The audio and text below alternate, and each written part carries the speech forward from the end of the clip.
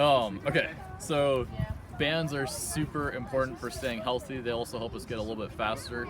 But there's a couple of big principles the bands address. If you're ever sore, another way of thinking about muscle soreness is that you're sore because the muscle wasn't strong enough, so the muscle was weak. So bands help us strengthen up the muscles and make sure that they're strong enough, so they'll help reduce future muscle soreness. And then the huge reason that we do them primarily is to reduce injury risk. And there's a similar principle there going on where almost every injury is because of a muscular deficiency. And so if we are tenacious about doing bands, we can make sure that we don't get injured and that we don't get sore as much. So part of the way that the bands work is by improving the arch strength in our foot, which is a huge part of where running goes wrong. So most people do what's called pronation, which is where the arch of the foot collapses and then everything comes out of line when that happens. So the arch of the foot collapses while we're running, and then you can see the knee starts to point inward, the hips come out of line. And so with all of these exercises, part of what we're doing is going to be addressing the strength of the arch. And we do that with anytime we're doing a standing exercise by practicing being in what's called neutral, and that's where there's a nice arch in the foot, everything comes back into line. So there's a pretty solid arch. It's kind of hard to see with the grass, but pretty solid arch in my foot to bring it to neutral. And you can do that by pulling this part of the foot towards your heel.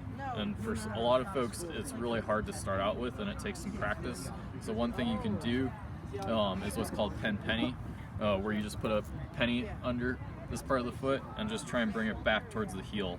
And that will help train you to be able to have that arch in the foot.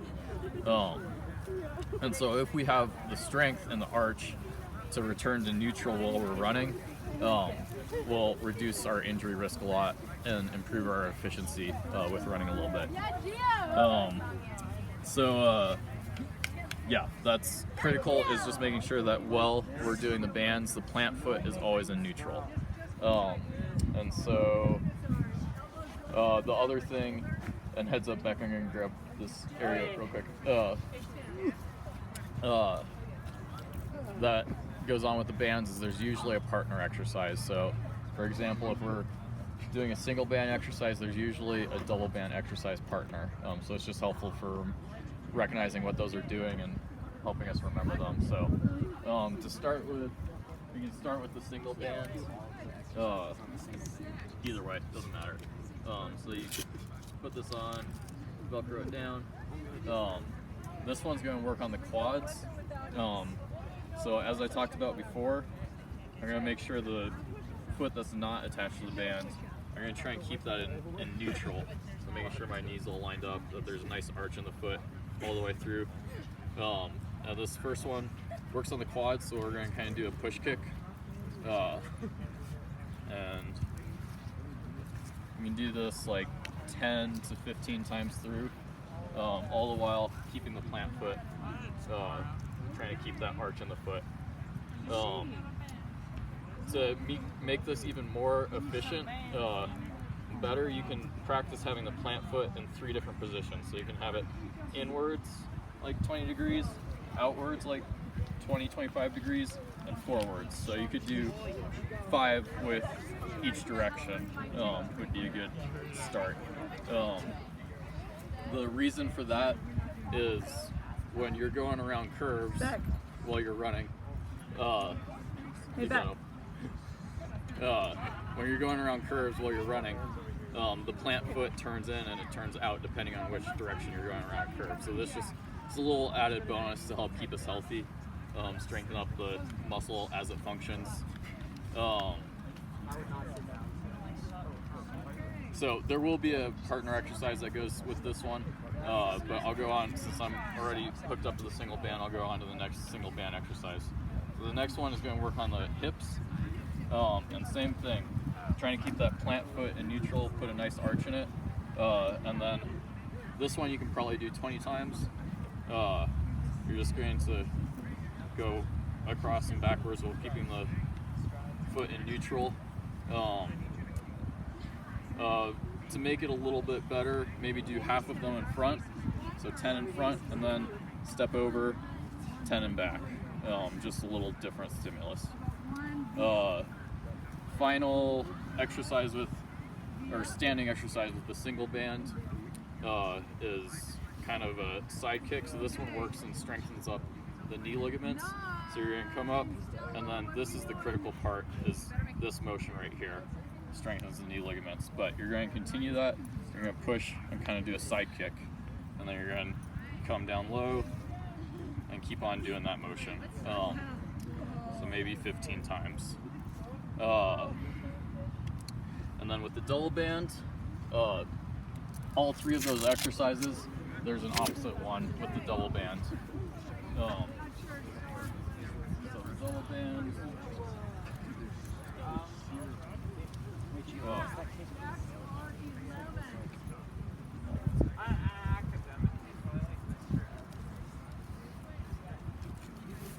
Whereas with the first exercise we were facing away from the band,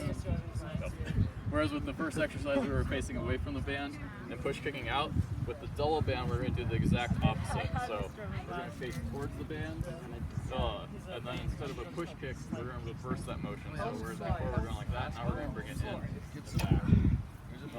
So in and back. And this one works on the hamstrings. So the first one worked on the quads, this one works on the hamstrings. Those two muscle groups work together, so we want to work both of them. And just doing this motion 15 to 20 times. And then, whereas before with the single band, we had the bands attached to the far leg. Now it's going to be attached to the close leg. And now we're working on the inner hip muscles. And same thing, plant foot and neutral with these coming. And this one, instead of just doing it all in front and then all in back, it's nice to just alternate. Going here, so just front, back, working on the hips. And then same thing, opposite of the last exercise with the single bands. This time we're going to reverse that motion, so whereas before we were doing like this, we're just going to reverse it. So coming across, kind of stepping across. And same thing, this motion right here strengthens up the knee ligaments and should reduce injury risk in the knees. The last set of exercises are all done with the single bands. And those are all done sitting down. So you want to grab the bands, put it on. This one you want to make sure the bands are nice and tight, otherwise it tends to slip off. So stepping out far enough that it's challenging, and then there's 3 different directions you're going to be sitting, so you're just going to rotate 90 degrees at a time. So to start with, you start with this one. This is going to work the outer shin muscles, and you're just going out and back, out and back. Now the key to this one is the knee should not move at all, so it's really common for people to cheat this one by moving the knee. Knee should not move, just the foot rotates. And then another good little tip for this one, if you're wondering how much knee bend you should have, try and find the spot where your foot can't quite go fully flat to the ground. So if it can go fully flat, I'm too close. If I'm up in the air, I'm too far away. So barely touch the ground, that's a good spot. And then doing that. And then the next one is just straight on. And this one you can mess around with the directions. So you can go in and out, straight on. But the really critical one that you want to do, and like I talked about at the beginning, we want to strengthen the arch of the foot. The really critical one, we're turning the foot in sideways, and then we're curling the toes down. So we're going to work on the arch a little bit, and also some of the calf muscles. And the key is keeping the foot turned in. So I don't want it straight on, I want it turned in. And then I want the toes curled down. We're going to go forward and back. And this is going to help strengthen up the arch in the foot and also some muscles in the calves. Then the last one is going to work on the inner shins as opposed to the outer shins. And it's the same as the first one, just kind of the opposite direction. So same thing, find a spot where a foot barely can't touch the ground, don't move the knee, and then forward and backwards. And so this one, or all three of these exercises work on the shin muscles, which are really good for shin splints. But quite often the other thing that we want to work on with shin splints is calf muscle strength. And so kind of the partner exercise for this one is calf raises. So once you finish up with those, last thing we do is calf raises. And we like to do them off of a block because it provides a little bit more of a range of motion. Challenges the muscles a little bit better. So you want to go up as high as you can and then come down and use control. So instead of just setting your foot down, brush it against the ground and then come back up. That'll be much more challenging. This one's pretty challenging in itself, so probably you only need to do 5 to 10 extra reps to start with. And then my challenge that no one's taken me up on yet is learn to balance well enough that you can do it with your eyes closed. And I think that's all of them. So.